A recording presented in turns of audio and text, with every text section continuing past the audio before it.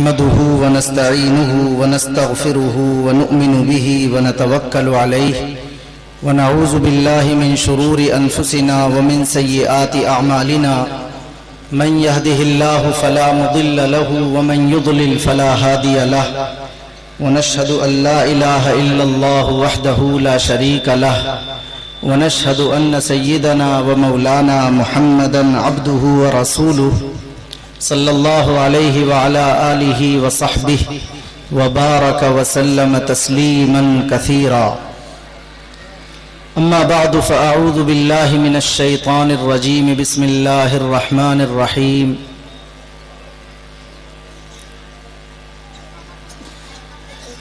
وما محمد إلا رسول قد خلت من قبله الرسل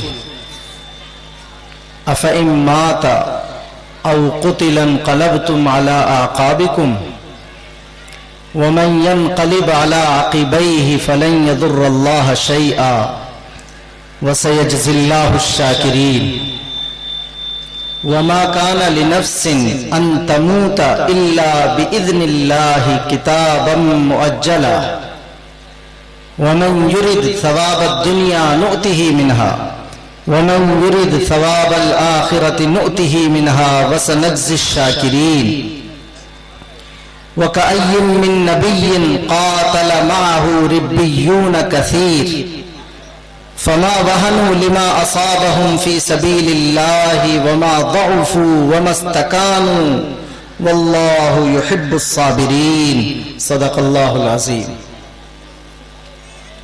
درود شریف پڑھنے میں اللہم صلی علی سیدنا محمد وعلی آل سیدنا محمد وبارک وسلم. اسٹیج پر تشریف فرما موقر حضرات علماء کرام اور اس دینی اور علمی مجلس میں شرکت کے لیے آنے والے قابل احترام بزرگوں اور بھائیوں، مجھے حکم ہوا ہے کہ آدھا گھنٹہ مجھے آپ سے بات کرنی ہے، اور یہ جلسہ مدرسے کی نسبت کا ہے. سالانہ جلسے جو ہوتے ہیں وہ قرآن کی نسبت پر ہوتے ہیں. جو بچے حفظ پورا کرتے ہیں ان کی دستار بندی ہوتی ہے، تو ہم بھی اسی کی مناسبت سے قرآن کریم کے پڑھنے پڑھانے کی کچھ بات کرتے ہیں، لیکن آج ہم پڑھنے پڑھانے کی نہیں کریں گے.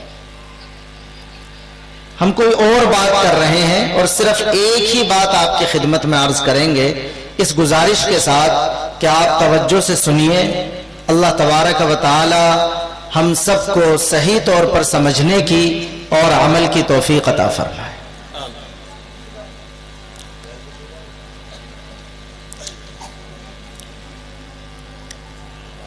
ہم سب جانتے ہیں کہ اللہ اس ساری کائنات کا خالق و مالک ہے، اور اس کے انعامات اور احسانات کا سلسلہ انسان کے ساتھ ہر وقت ہر لمحے لگا ہوا ہے.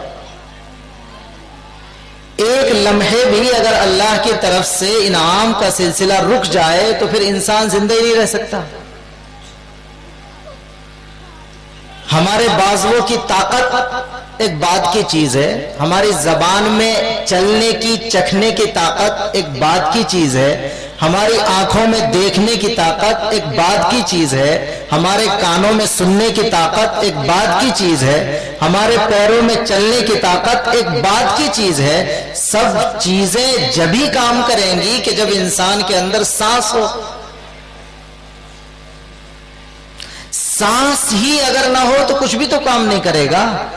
تو آپ اندازہ کیجئے کہ اس ایک سانس کے اندر بھی دو پہلو ہوتے ہیں کہ ایک مرتبہ یہ سانس اندر سے باہر کو آتا ہے اور ایک مرتبہ باہر سے اندر کو جاتا ہے.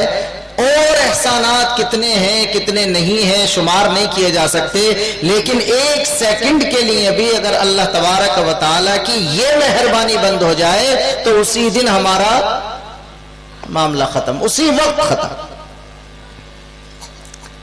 تو ہم سب پر اللہ کی طرف سے انعامات کا، احسانات کا، دولتوں کا بہت بڑا بارش کی طرح برسنے والا ایک سلسلہ ہے، اور ہم سب لوگ اپنے اللہ کی طرف سے ملنے والی ان نعمتوں اور دولتوں سے فائدہ اٹھاتے ہیں.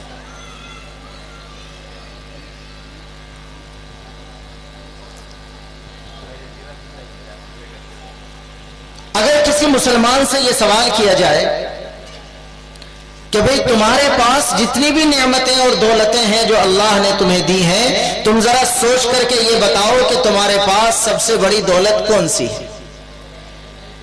آپ لوگ دور ہو رہے ہیں مجھ سے تھوڑے سے، خیر وہیں سنتے رہیے ورنہ مجھے تو بات ایسی کرنے کی عادت ہے۔ اگر یہ سوال کیا جائے کہ سب سے بڑی دولت تمہارے پاس کون سی ہے، غور کرنا، پھر غور کرنا جو کہا جا رہا ہے۔ آدمی اپنے گرد و پیش سے، اپنے حالات سے متاثر نہ ہو، یہ نہیں ہو سکتا۔ کچھ خط میں لکھا ہوتا ہے وہ بھی سمجھنا رہتا ہے، کچھ خط میں لکھا ہوا نہیں ہوتا مگر ہوتا ہے وہ بھی سمجھنا پڑتا ہے۔ اگر مسلمانوں سے یہ سوال کیا جائے کہ یہ بتلاؤ کہ تمہارے پاس اللہ کی بخشی ہوئی دولت میں سے سب سے بڑی دولت کون سی ہے، تو شاید کسی مسلمان کو یہ فیصلہ کرنے میں آدھا منٹ بھی نہیں لگے گا کہ یہ بھی کوئی پوچھنے کی بات ہے۔ میرے پاس میری سب سے بڑی دولت میرا کلمہ لا الہ الا اللہ محمد الرسول اللہ ہے، میرا ایمان ہے۔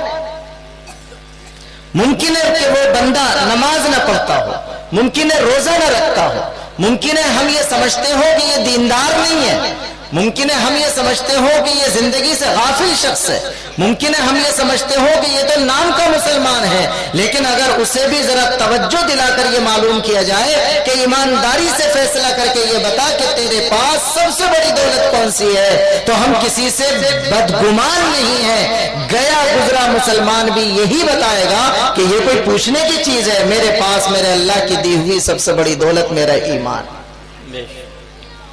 ارے بھیا ہے کہ نہیں ہے؟ میرے ساتھ بات کیجئے گا۔ نمبر 1، ہمارے پاس اللہ کی بخشی ہوئی دولتوں میں سے سب سے بڑی دولت اگر کوئی ہے تو وہ ہمارا ایمان۔ نمبر 2، جب کوئی شخص کسی چیز کو اپنی دولت سمجھ لیتا ہے تو پھر اس کی حفاظت کی فکر کرنے لگتا ہے۔ جتنا میں آگے بڑھوں گا اتنی ہی توجہ زیادہ چاہیے مجھے۔ جب کوئی شخص کسی چیز کو اپنی دولت سمجھنے لگتا ہے تو پھر خود بخود اس کی حفاظت کی فکر کرنے لگتا ہے۔ اس سے حفاظت کرانے کے لیے اتنا بڑا جلسہ نہیں کرنا پڑتا۔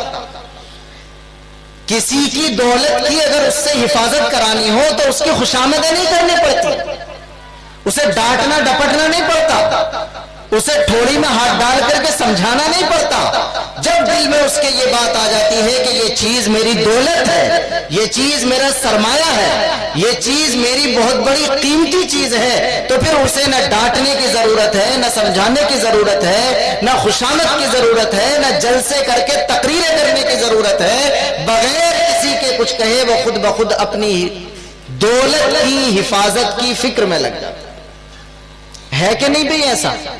یہ سونے کا سکہ، چاندی کا سکہ ہمارے گھروں میں جو اکا دکا یا زیور ہوتا ہے، جو سونے چاندی کا ہوتا ہے، ہم سب سمجھتے ہیں کہ وہ ہماری بہت بڑی دولت ہے۔ تو آپ اتنے حضرات یہاں تشریف رکھتے ہیں، میں وہی بات جو ہماری زندگی کی ہے وہ آپ سے کر رہا ہوں۔ تو کیا کسی کو یہ سمجھانے کی ضرورت پیش آتی ہے کہ سونے چاندی کا زیور دولت ہوتا ہے، اس کی حفاظت کیا کرو؟ وہ تو خود بخود ہی اس کی حفاظت کی فکر میں لگا رہتا ہے۔ پہلے تجوری کا تالا لگائے گا، پھر سیف کا تالا لگائے گا، پھر کمرے کا تالا لگائے گا، پھر مین گیٹ کا تالا لگائے گا، حفاظت سے ساری چابی رکھے گا۔ اگر سفر پہ بھی جائے گا تو بیوی سے فون کر کے کہے گا چابی کہاں رکھی ہے سیف کی، ذرا ٹھیک جگہ رکھیے، کسی بچے کے ہاتھ نہ لگ جائے۔ نمبر 1، بحیثیت مسلمان ہمارا یہ یقین اپنے دل میں ہر وقت تازہ، زندہ، متحرک، طاقتور، روشن رہنا چاہیے کہ ہمارے پاس ہماری سب سے بڑی دولت جو ہمیں اللہ نے دی ہوئی ہے وہ کیا ہے؟ ہمارا ایمان۔ مال بھی کوئی ناجائز چیز نہیں ہے، مال بھی بہت بڑی دولت ہے۔ مولوی مشبر بتا دینا ٹائم ہونے لگے تو۔ مال بھی بہت بڑی دولت ہے، کوئی ناجائز چیز تھوڑی ہے۔ یہ مال ہی تو ہے جس کے ذریعے سے آپ یہ جلسہ کر رہے ہیں، مدرسے چلا رہے ہیں، مسجدیں بنا رہے ہیں۔ یہ مال ہے جس کے ذریعے سے آپ حج کرنے کے لیے جا رہے ہیں، یہ مال ہے جس کے ذریعے سے قربانی کر رہے ہیں، یہ مال ہے جس کے ذریعے سے آپ صدقہ خیرات کر رہے ہیں۔ تو مال کوئی ناجائز حرام چیز نہیں ہے، مال بھی اللہ کی بخشی ہوئی بہت بڑی دولت ہے، لیکن سب سے بڑی دولت نہیں۔ اس سے بڑی دولت ہماری اولاد ہے۔ آپ کے بچے کی طبیعت خراب ہو جائے اور وہ اسپتال میں پڑا ہو, اس کی سب سے چھوٹی انگلی میں زخم ہو اور ڈاکٹر یہ بتا دے کہ اس پر اتنے لاکھ روپے کا خرچہ آئے گا ورنہ تو آپ کے بچے کی یہ انگلی کاٹنی پڑے گی, تو ایمانداری سے بتائیے کہ کیا انگلی کو کٹنے سے بچانے کے لیے سارے مال کو قربان کر دیا جاتا ہے کہ نہیں کر دیا جاتا؟ کیوں قربان کر دیا جائے گا؟ اس لیے کہ مال کے مقابلے میں اولاد والی دولت اس سے بڑی دولت ہے. تو یاد رکھتے چلیے گا بات, ہماری سب سے بڑی دولت ہمارا ایمان ہے. نمبر 2, جب کسی شخص کو یہ احساس ہو جائے کہ یہ چیز میری دولت ہے تو پھر وہ خود بخود اس کی حفاظت کی فکر کرنے لگتا ہے, کسی کو سمجھانے کی اور خوشامد کرنے کی ضرورت پیش نہیں آتی. بچے کے ہاتھ میں آپ نے زیور دے دیا سونے چاندی کا سکہ, وہ دروازے پہ جائے گا اور نالی میں ڈال کر آ جائے گا تو اسے مت ڈانٹیے, اس لیے کہ اسے یہ پتہ ہی نہیں تھا کہ یہ دولت ہے. حفاظت وہ کرتا ہے جس کے دل میں دولت ہونے کا یقین ہوتا ہے, اور جس کے دل میں دولت ہونے کا یقین نہیں ہوتا وہ بڑی دولت کیوں نہ ہو اس کی حفاظت کی فکر اسے بالکل نہیں. 2 باتیں ہو گئیں آپ سے, جوان بھی موجود ہے غور سے سنتے رہیں. نمبر 1, سب سے بڑی دولت ہمارا ایمان ہے. نمبر 2, جب دولت ہماری دولت ہوتی ہے تو ہم اس کی حفاظت کی فکر کرتے ہیں. اور نمبر 3, بڑی والی دولت کو بچانے کے لیے چھوٹی والی دولتوں کو قربان کیا جاتا ہے.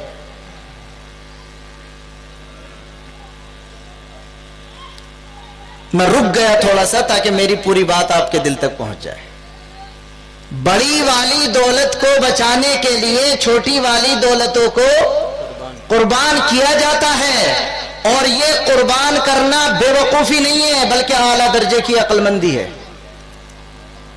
بڑی دولت کو بچانے کے لیے چھوٹی والی دولتوں کو قربان کر دینا یہ بے وقوفی نہیں ہے بلکہ اعلیٰ درجے کی عقل مندی ہے. میں نے ابھی مثال دی کہ اگر ڈاکٹر نے یہ کہا کہ یہ انگلی کٹ جائے گی ورنہ تو اتنے لاکھ روپے لگیں گے, تو اگر کوئی شخص اپنے بینک میں سے پیسے نہ نکالے اور مرتا رہے اس کا بیٹا, کٹتی رہے اس کے بیٹے کی انگلی, تو کیا ایسے شخص کو بے وقوف سمجھا جاتا ہے یا عقل مند سمجھا جاتا ہے؟ سارے رشتہ دار برا کہتے ہیں, سارے پڑوسی برا کہتے ہیں کہ اس کنجوس اور بخیل کو دیکھو, اس سے 4 پیسے خرچ نہ ہوئے اور بچے کی جان چلی گئی.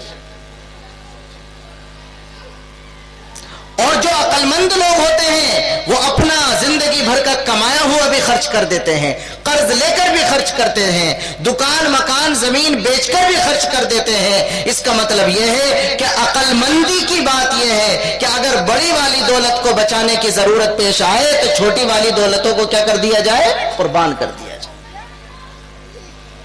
مال بہت بڑی دولت ہے مگر سب سے بڑی نہیں ہے, اولاد بہت بڑی دولت ہے مگر سب سے بڑی نہیں ہے, ہماری یہ جان بھی بہت بڑی دولت ہے مگر اللہ کی قسم یہ بھی سب سے بڑی نہیں.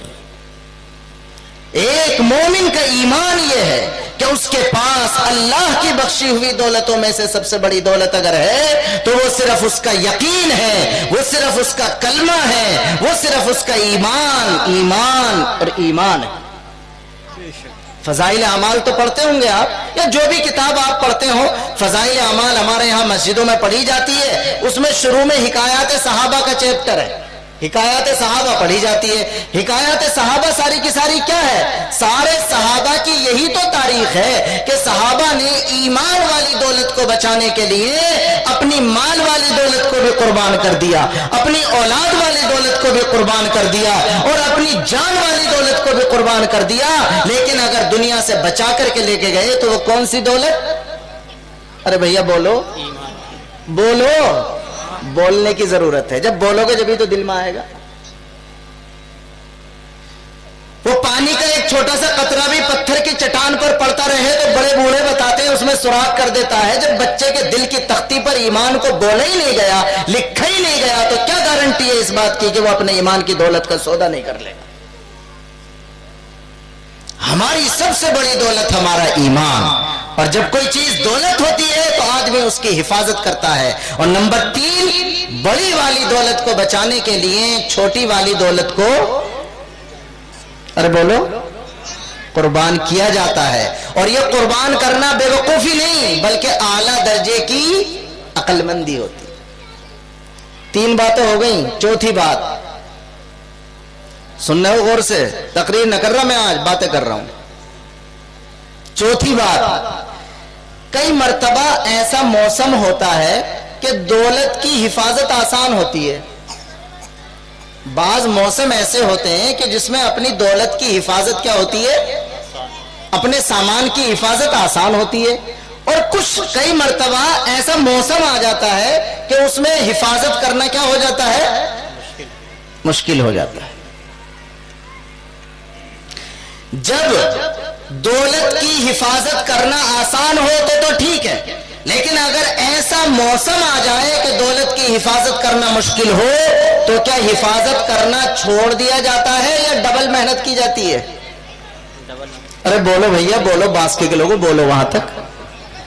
اگر یہ خطرہ ہو کہ اس موسم میں یہ سامان خراب ہو جائے گا، لو تیز چل رہی ہے، یہ نقصان کر دے گی، ٹھنڈ بہت خطرناک ہے، یہ خراب کر دے گی، تو پھر دولت کی حفاظت کو چھوڑا نہیں جاتا، بلکہ اب تک جتنی فکر کی جا رہی تھی اس سے ڈبل فکر کرنا شروع کر دیا جاتا۔ اگر نہ سمجھ میں آئے تو میں مثال دے رہا ہوں۔ ہمارے روزگار ہے، کاروبار ہے، ہم لوگ بھائی زندگی ہے، بیوی بچے ہیں، خرچہ پانی ہے، کچھ نہ کچھ تو کام کرتے ہیں۔ ہمارے نبی نے یہ تھوڑی سکھایا کہ تسبیح لے کر پہاڑ پہ چلے جاؤ اور باقی ساری دنیا کو چھوڑ کر چلے جاؤ۔ ہمیں اسی دنیا کے جھمیلے میں رہ کر اپنے دین پر عمل کرنا ہے، یہ ہمارے نبی صلی اللہ علیہ وسلم نے بتلایا۔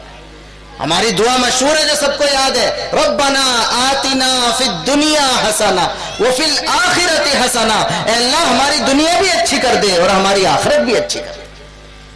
ایمان کا مطلب نبی نے یہ نہیں بتلایا کہ ساری ذمہ داریوں کو چھوڑ کر کے یوگی بن جاؤ،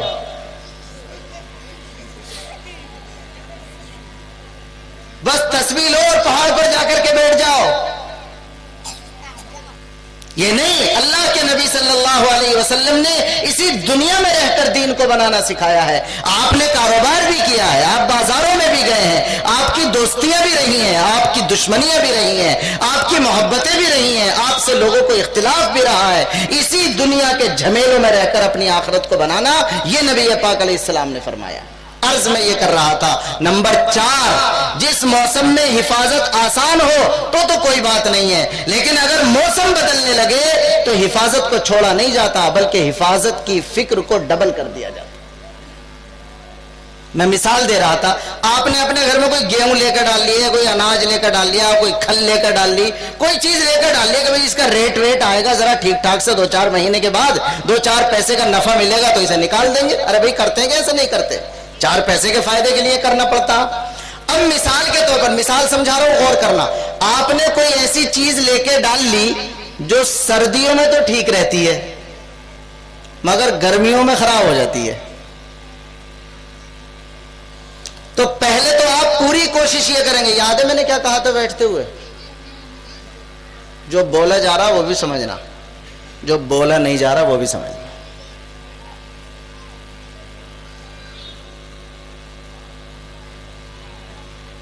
سردیوں میں تو ٹھیک رہتا ہے وہ سامان، لیکن گرمیوں میں خراب ہونے لگتا، تو اب پہلے تو آپ پوری کوشش یہ کریں گے کہ کسی طرح سردیوں میں بک جائے یہ، 2-4 لوگوں سے کہیں گے، اپنے بچوں سے کہیں گے، اولاد سے کہیں گے، دوستوں سے کہیں گے، ارے گراہک پکڑ کر آیا یار، وہ سامان ہے وہ جلدی نکل جائے گا، پھر ادھر گرمی شروع ہو رہی ہے، میرا معاملہ خراب ہو جائے گا سارا، بڑے پیسے لگائے بیٹھا ہوں میں اس میں، ادھر دے دو، میں بڑے پیسے لگائے بیٹھا ہوں، جلدی نکلواؤ اس کو۔ چنانچہ وہ آپ کوشش کریں گے کہ سردی میں اس مال کو نکال دیں، لیکن ایمانداری سے بتائیے اگر گراہک صحیح سا نہ ملا اور گرمی آ گئی تو کیا آپ یہ سوچیں گے کہ یار یہ 15 دن کے بعد تو خراب ہو گئی ہے، اسے کروں چلو آج ہی اسے کوڑی پہ پھینک دیں؟ ایسا تو نہیں کریں گے نا، بلکہ آپ پوری کوشش کریں گے اس بات کی کہ کسی نہ کسی طرح گرمیوں میں بھی اس کی حفاظت ہو جائے۔ پھر آپ چاروں طرف مشورے کریں گے لوگوں سے، جن لوگوں نے اس کا کاروبار کیا ہوگا ان سے مشورہ کرنے کے لیے جائیں گے کہ بھائی بتاؤ یہ سامان رہ گیا، گرمی آ گئی، کیسے کروں؟ 1 سے 2 سے 5 سے 10 سے میڈیکل والے کے پاس، ڈاکٹر کے پاس، گولیوں والے کے پاس، کس کس کے پاس جائیں گے؟ اور اللہ کا ایک قانون ہے، اللہ نے اپنے قرآن میں بتلایا ہے کہ جو محنت کرتا ہے اسے راستہ ملتا ہے۔ والذین جاہدوا فینا لنہدینہم سبلنا، جو محنت کرتے ہیں انہیں راستے ملتے ہیں۔ اس سے کوئی فرق نہیں پڑتا کہ وہ آخرت کے لیے محنت کر رہا ہے یا دنیا کے لیے، آخرت کے لیے محنت کرے گا تب بھی راستہ راستہ ملے گا، اور اگر دنیا کے لیے محنت کرے گا تب بھی راستہ ملے گا۔ اور میرے لفظ پر یقین کرنا، غور سے سننا میرے لفظ کو، محنت بہت بڑا کام کرتی ہے۔ اگر کوئی حق کے لیے محنت کرے گا تب بھی راستے کھلیں گے، اگر کوئی باطل کے لیے محنت کرے گا تو اس کے لیے بھی راستے کھلیں گے۔ راستے محنت پر کھلتے ہیں۔ آپ نے 10 لوگوں سے مشورہ کیا تو کوئی نہ کوئی میڈیکل والا بتا ہی دے گا، یار ملا جی ٹینشن کیوں لے رہے ہو، ایک گولی کا پتا میرے پاس، اسے رکھ دیو، اس میں تمہاری مئی جون سب نکل جائے گا، پھر بیچ دیو۔ چوتھی بات، اگر اس موسم میں آ جائے آپ کی دولت جس موسم میں حفاظت مشکل ہو رہی ہو تو پھر حفاظت کرنا چھوڑا نہیں جاتا ہے، بلکہ حفاظت کو ڈبل کر دیا جاتا ہے۔ میرے بھائیوں، میرے نوجوان دوستوں، میرے گھر کے بزرگوں، اچھی طرح سن لیجئے، یہ جو موسم بدلتے ہیں یہ ہمارے گیہوں، کھل اور جو جوار اور باجرے پر نہیں بدلتے، یہ موسم ہمارے ایمان پر بھی بدلتے ہیں، یہ ہوائیں ہمارے ایمان پر بھی بدلتی ہیں، یہ موسموں کی تبدیلی، حالات کی تبدیلی ہمارے ایمان پر بھی ہوتی ہے۔ لیکن مومن کا ایمان اس کے دل میں اتنا طاقتور اور اتنا مضبوط ہوتا ہے کہ کوئی بھی موسم کیوں نہ آ جائے، اس کی طاقت میں، اس کی خوبصورتی میں، اس کے جلال میں، اس کے جمال میں کوئی فرق نہیں پڑتا۔ مومن کا ایمان ایسا کمزور نہیں ہوتا کہ اگر جنوری اور دسمبر میں تیز برف پڑ جائے تو پگھل کر ختم ہو جائے یہ ایمان، یا مومن کا ایمان اتنا کمزور نہیں ہوتا کہ اگر مئی جون میں تپش بہت زبردست پڑ جائے تو یہ جھلس کر ختم ہو جائے، چاہے کیسی ہی تپش کیوں نہ پڑ جائے گرمی کے موسم کی، چاہے کیسی ہی ٹھنڈ کیوں نہ پڑ جائے سردی کے موسم کی، مومن کا ایمان 12 مہینے اسی طرح طاقتور، توانا، متحرک، روشن اور زندہ اس کے دل میں رہتا ہے۔ اگر یہ کیفیت ہر مومن کے دل کے اندر پائی جا رہی ہے تو اسے اللہ کا شکر ادا کرنا چاہیے کہ انشاءاللہ وہ دنیا سے جائے گا تو ایمان کی دولت کو لے کر جائے گا۔ اور اگر یہ کیفیت نہیں پائی جا رہی تو آج پہلی فرصت میں اپنے آپ کا علاج کرانے کی ضرورت ہے۔ 4 باتیں کر چکا آپ سے۔ نمبر 1، ہماری سب سے بڑی دولت ہمارا، بولو بھائی، ایمان۔ نمبر 2، جب کوئی چیز ہماری دولت ہو جاتی ہے تو پھر ہم اس کی حفاظت کی فکر کرتے ہیں۔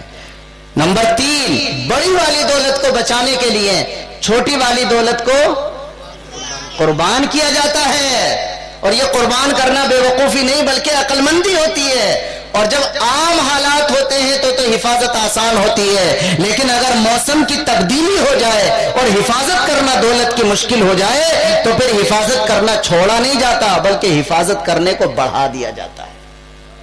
بہت کچھ آپ سے کہہ چکا میں اپنے تھوڑے سے ٹائم میں، کاش آپ محسوس کریں، کاش آپ سمجھیں۔ آج گھر کے ذمہ داروں کو ضرورت ہے اس بات کی کہ وہ فکر کریں کہ وہ اپنے بچوں کے سامنے اس کلمے والی دولت کی بات کرتے ہیں کہ نہیں کرتے۔ جب گھر میں کوئی دولت سامان رکھا رہتا ہے تو سونے سے پہلے سارے بیٹوں سے کہتے ہیں، بیٹے جب جوان ہو، شادی ہو جائیں تو بڑے میاں بیٹھے رہتے ہیں اور وہ اپنے اپنے بیڈ روم میں جاتے رہتے ہیں، تو پھر بھی انہیں بلاتے ہیں، ارے تجھے پتہ نہ کیا، تیرا دماغ خراب ہے، وہ سامان پڑا 2 مہینے کا، تجھ سے کوئی گراہک نہ دکھائی دے رہا تجھے، اسے بھی ڈانٹ، اسے بھی ڈانٹ، اس کی بھی فکر، اس کی بھی فکر۔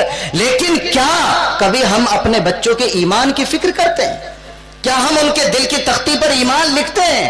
کیا ہم ان کو یہ اطمینان دلاتے ہیں کہ آپ جب اپنے بچوں پر ایمان کی محنت کریں گے، یہ جو آپ اتنے بڑے لوگ جلسے میں بیٹھے ہیں، آپ کی مسجدوں میں جو نمازی نظر آ رہے ہیں، چہروں پر داڑھی اور یہ لباس نظر آ رہا ہے اور یہ ایمانی چہل پہل نظر آ رہی ہے، اسے اپنی محنت مت سمجھیے گا، نہ میں نہ آپ، یہ ہمارے بڑوں کی محنت ہے، یہ ان کی محنت ہے جو دنیا سے جا چکے۔ ہم نے کتنی محنت کی ہے اس کا پتہ ہمارے مرنے کے بعد ہماری نسل سے چلے گا۔ اس وقت جو کنڈیشن ہے یہ ہماری محنت نہیں ہے، یہ ہمارے بڑوں کی محنت ہے۔ ہم نے اپنی نسل پر کیا محنت کی ہے اس کو دیکھنے کے لیے ہم زمین کے اوپر نہیں رہیں گے، ہم زمین کے اندر جا چکے ہوں۔ آنے والی نسل کے ذریعے سے یہ پتا چلے گا کہ ہم نے ان کے ایمان کی حفاظت کے لیے کیا فکر کی تھی۔ میں کسی سے نہیں پوچھتا، لیکن یہ تبلیغی جماعت والے جو بڑی محنت کرتے ہیں، ان کے یہاں آج کل ایک چیز ہوتی ہے کہ مسجد کے اعمال پر تو جمنا ہی جمنا ہے، گھر کی بھی تعلیم کرنی ہے۔ عربی یہ کرتے نہیں، چلاتے ہیں نہیں گھر کی تعلیم۔ میں آپ سب حضرات کو، آپ میں سے بہت سو کا چھوٹا भतीजा, बहुत सौ का भाई, बहुत सौ का और छोटा पोते की उम्र का, बहुत सौ का बड़ा भाई, मैं आपको एक मशवरा देना चाहूंगा कि घर की रोजाना की तालीम को पाबंदी से कीजिए।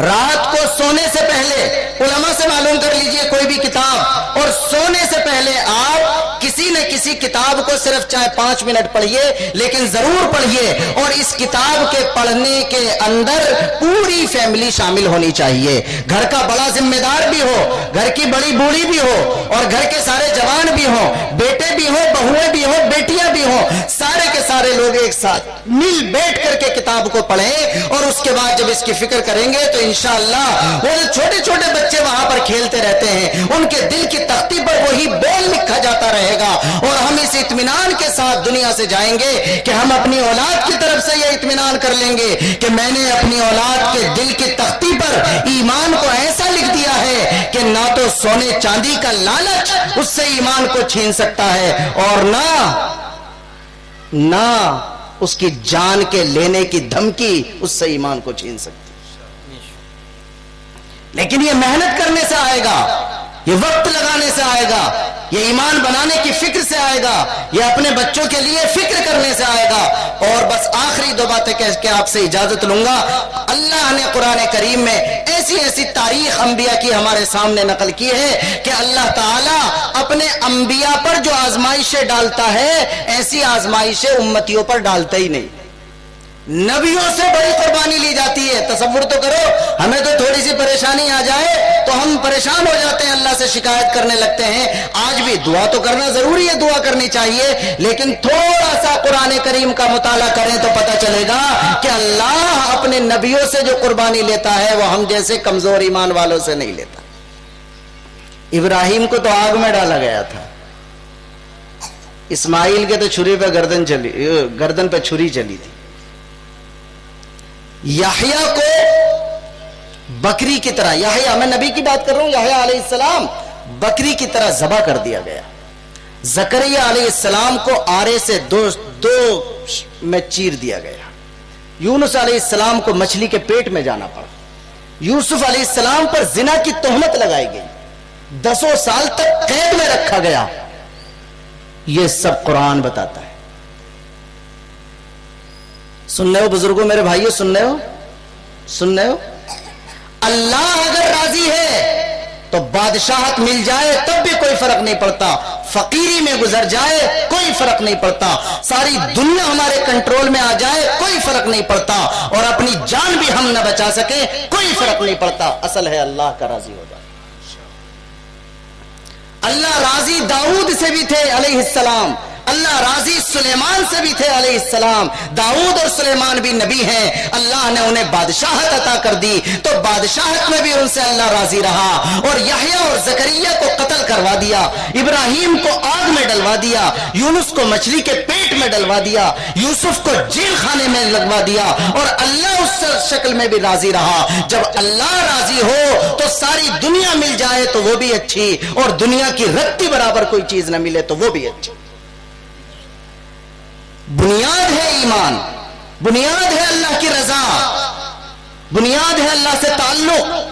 और ये सारे नबियों की तारीख अल्लाह ताला कुरान में इसी वजह से बताता है। मैं अभी हजरत कारी साहब तिलावत फरमाई जिस रुकू की, मेरे जी चाह रहा था कि मैं आज कुछ ना कहूं, बस मैं उस रुकू जो पढ़ा गया है आपके सामने उसका तर्जुमा कर दूं, लेकिन हम तकरीर करने वालों की भी आदत खराब हो गई है और सुनने वालों की भी आदत खराब हो गई है। और जिसने बुलाया है बेचारे ने, वो भी मुझसे यूं कहता तुमने तो आज सीधी सीधी बातें कर ली, इसलिए कि जब मैं तर्जुमा समझाता तो इतना भी नहीं करता तकरीर की तरह, फिर तुम्हें तकरीर सी न लगती। ये भी बड़ा मामला खराब हो गया।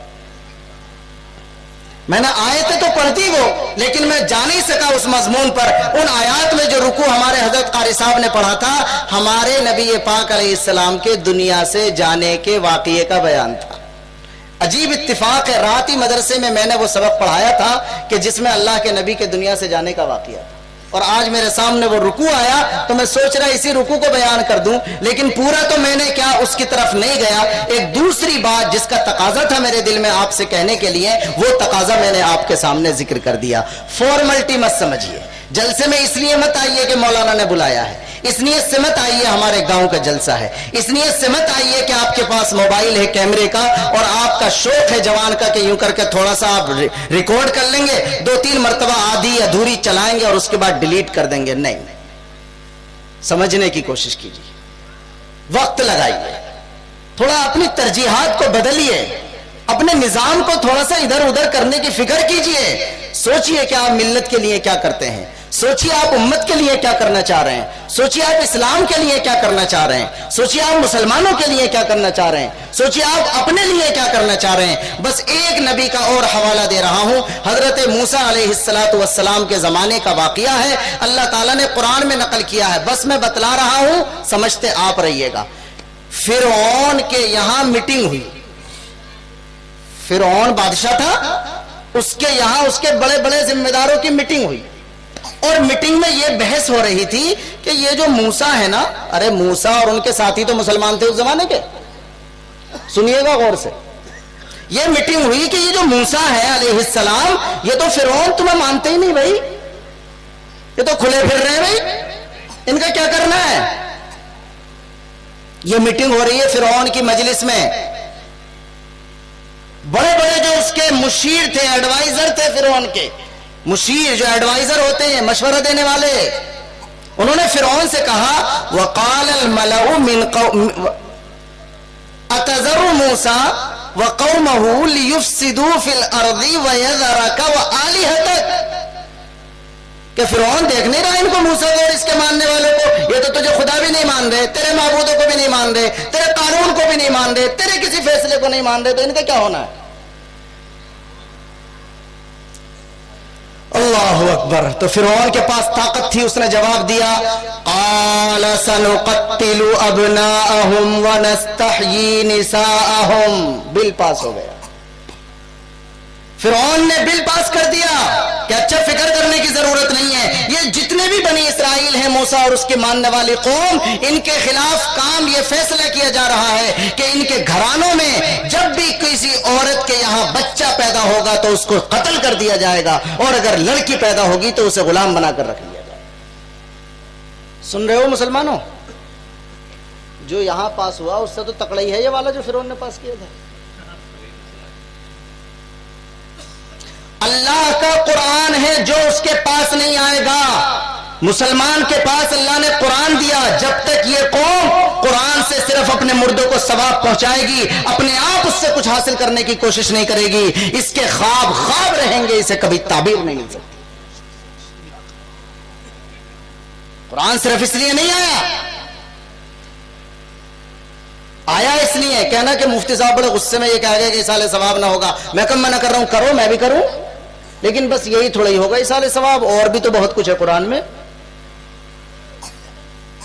مشورہ ہوا، فرعون نے پاس کیا سنقتل ابناءهم ونستحيي نساءهم، ہم یہ فیصلہ لیتے ہیں کہ ان کے بیٹوں کو قتل کر دیں گے اور ان کی لڑکیوں کو زندہ رکھیں گے. وَإِنَّا فَوْقَهُمْ قَاهِرُونَ، اور ہمارے پاس طاقت ہے، ہم کر کے رہیں گے. اب کیا ہوا؟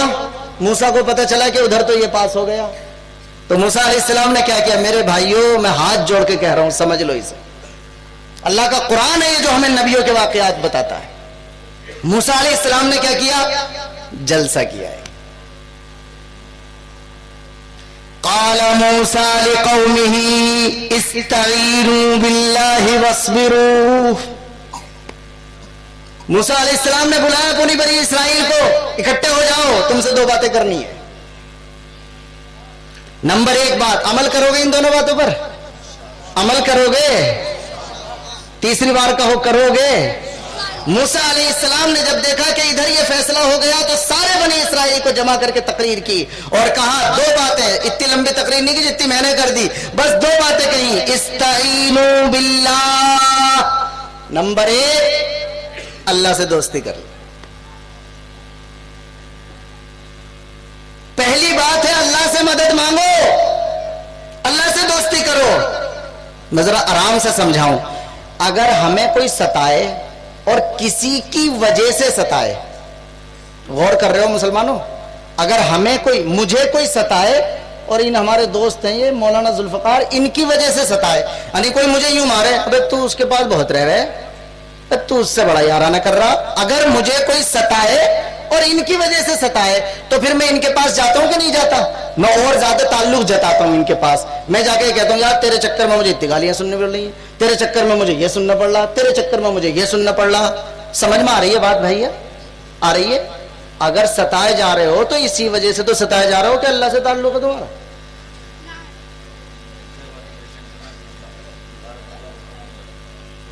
تو جس کی وجہ سے ستائے جا رہے ہو اس سے آج تک بھی نہیں کہہ رہے کہ تیری وجہ سے ستائے جا رہے ہیں۔ موسیٰ علیہ السلام نے فرمایا استعینوا باللہ، جس کی وجہ سے یہ حالات آئے ہیں، جس سے تعلق اور محبت کی وجہ سے یہ صورتحال ہے، ایک بار جا کے اس سے تو کہو کہ تیری وجہ سے ہو رہا ہے۔ میں اور مثال دے رہا ہوں، ارے جو یہ ان کے ساتھ رہے ہیں نا لوگ، M P M L A وغیرہ کے ساتھ جو رہتے ہیں، انہیں تو بڑا برا بھلا کہا جاوے ہے کہ اس کے چکر میں لگا رہا ہے ٹائم، اور وہ یہ اسی کے پیچھے پڑا رہا ہے، اسی کا چمچہ بنا پھر رہا ہے اور اسی کا یہ بنا پھر رہا ہے۔ تو یہ آدمی اور جا کے کہے اس سے میں منتری جی تمہاری وجہ سے مجھے بڑی سننے ملے، اور جماوے تاکہ وہ اور زیادہ مجھ پہ مہربانی کرے۔ اب تو سمجھ میں آ گئی پوری بات؟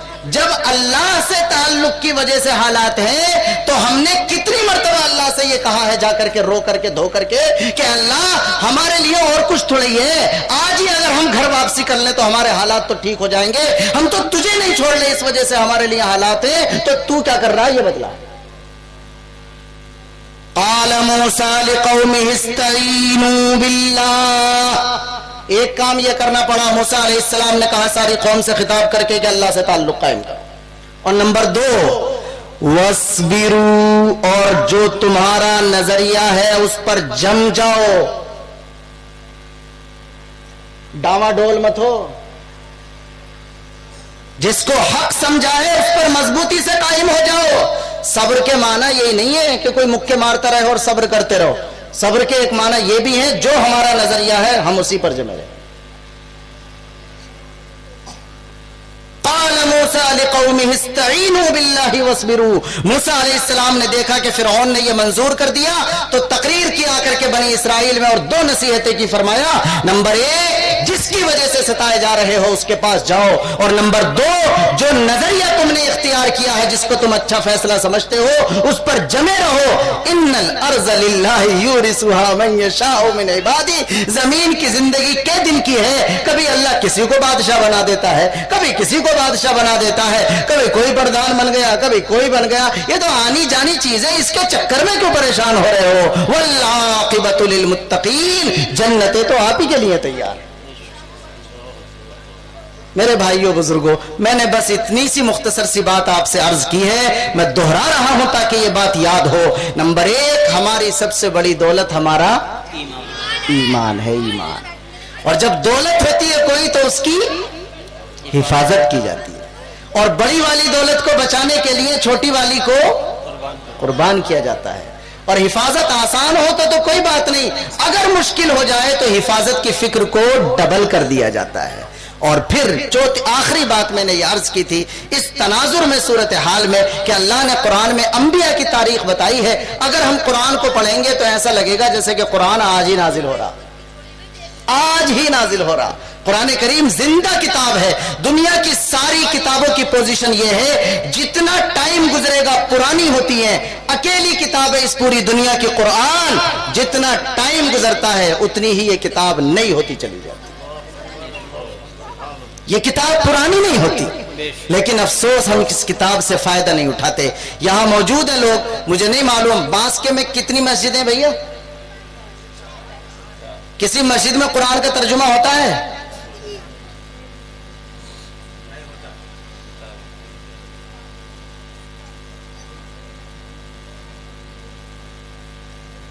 بہت سخت بات ہے جو میں غیروں میں زیادہ کہتا ہوں، اپنوں میں کم کہتا ہوں، ان کے ناراض ہونے کا خطرہ رہتا ہے۔ بس اتنا کہہ رہا ہوں کہ اللہ کے واسطے کم از کم ہفتے میں 1 دن ضرور اللہ کی کتاب کا ترجمہ کروایا کرو کسی عالم سے۔ میں کسی کتاب کی مخالفت نہیں کر رہا، کبھی سمجھو گے کسی کتاب کی مخالفت کر رہا، لیکن پورے یقین کے ساتھ کہہ رہا ہوں کسی انسان کی لکھی ہوئی کتاب میں وہ تاثیر کبھی نہیں ہو سکتی جو اللہ کی کتاب میں. بہت ایک دن چاہیے بس. اگر امام صاحب عالم ہو تو بڑی اچھی بات ہے، اور عالم نہ ہو تو یہ نہیں ہے کہ امام صاحب کی چھٹی کرنے لگو کہ صاحب ہم عالم لے کے آئیں گے. اور بتیرے عالم مل جائیں گے، اور بتیرے مل جائیں گے، باس کے منے ملیں گے تو گنگوار کے مدرسے میں مل جائیں گے، کہیں اور مل جائے گا عالم. ایک دن ہی تو چاہیے آپ کا. اس سے آپ کہیے ہفتے میں ایک دن عشاء کی نماز کے بعد آدھا گھنٹہ ہمیں تم قرآن کریم کا ترجمہ کر کے بتلا دیا کرو کہ اس میں ہمارا اللہ ہم سے کہتا کیا ہے، اس کا ترجمہ کیا ہوتا ہے، کچھ تو تھوڑا سا ہمیں بتا دیا کرو گے بھی کوشش اس بات کی انشاءاللہ. اچھا جتنے نوجوان ہیں وہ کب سو کے اٹھتے ہیں؟ ایک وعدہ نوجوانوں سے لوں گا، صبح سویرا اٹھو گے کہ نہیں اٹھو گے؟ آپ لوگوں کو الارم لگانے کی ضرورت نہیں ہے. بڑے دکھ کی بات یہ ہے ہمیں اللہ نے اسپیشلی الارم دیا ہے اذان. دنیا کی کسی قوم کے پاس یہ الارم نہیں ہے. مگر رونا تو یہی ہے کبھی سوچتا ہی نہیں نوجوان. جس قوم کو اللہ نے الارم دیا وہ 10 بجے تک سو رہی ہے، اور جس کو کوئی الارم نہیں دیا وہ تہجد سے پہلے اٹھی ہوئی ہے. لہذا نوجوانوں یاد رکھنا اس بات کو، گرہ میں باندھ لینا. ایسی باتیں بڑے بوڑھے کہتے ہیں، لیکن میں کہہ رہا ہوں اس لیے کہ اپنی ہتھیلی کی طرح حالات کو دیکھ رہا ہوں. جلدی سوئیے اور صبح کو جلدی اٹھیے.